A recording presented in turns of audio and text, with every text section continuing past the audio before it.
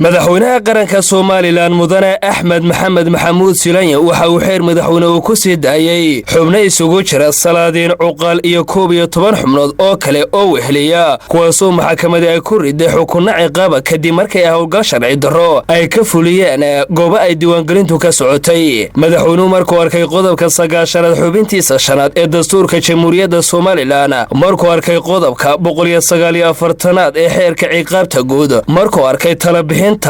sharci ee xirlaaliyaha guud ee qaranka markuu arkay tala soo jeedinta wasiirka wasaaradda cadaaladda iyo arrimaha garsoorka markuu tixgeliyay qoraalka codsiga cafiska ee madaxdhaqameedka iyo odayaasha waxa uu go'aamiyey madaxweynaha Soomaaliland inuu cafis gaar ahaaneed u fidiyo maxaabiista xukuman ee kala ah Suldaan Ibrahim Suldaan Sulub Suldaan Nuur Suldaan Mawlid Cali Ibrahim Sabayste Chief Caaqil Cabdiraxmaan Xasan Xorre Xasan Maxamed Cali Xasan Madow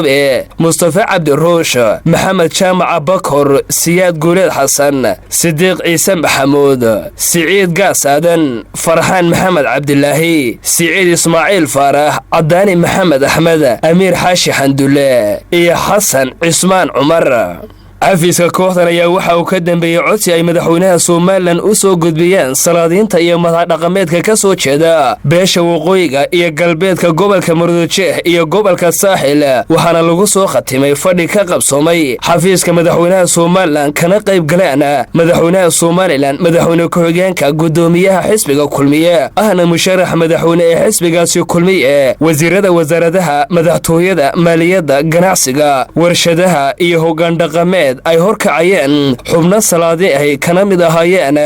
Suldaan Axmed Nuur Cabdilaahi Samaale iyo salaadiin kale salaadiinta ka qayb galay kulankaasi ayaa ugu horeynba madaxweynaha hortiisa kaga dhawaaqay codsigooda cafiska ee madaxweynaha Soomaaliland ay u sidaan waxaanay ka hadleen oo kale xaaladda guud ee dalka iyo dawladnimada iyagoo ku bogaadiyay madaxweynaha Soomaaliland iyo xukuumaddiisa horumarka ballaaran ee dalka ka hirgalay iyo nidaamka dawladnimo ee dhinacyada badan ka qaaday intii hoggaanka dalka ayay madaxweynaha qaranka Soomaaliland mudane Axmed Maxamed Maxamuud Silaanya madaxweynaha Soomaaliland oo isla halkaasi ka hadlay ayaa soo dhaweeyay codsiga salaadiinta iyo waxqaradka waxaanu sheegay inuu maamuus iyo xishmad u hayo dhaqan ahaan iyo oday ahaanba waxaanu daboolka ka qaaday madaxweynaha Soomaaliland inuu aqbalay codsigooda isla markaana cafiyay odayaasha ay ka dalbadeen inuu sii daayo madaxweynaha Soomaaliland ayaa ku dardaaray salaadiintaasi in la wada ilaashado nabadgelyada ay markasta madaxdhaqameedku ay garwadeenka ka yihiin isla markaana ay ka shaqeeyaan ugu dambeyntiina odayaasha ayaa madaxweynaha Soomaaliland uga mahad celiyay sii daynta uu sii daayay odayaasha iyo xubnihii wehelinayay ee xidhnaa waxaanay ballan qaadeen inay sidii awalba ay ahaayeen una taageeri jireen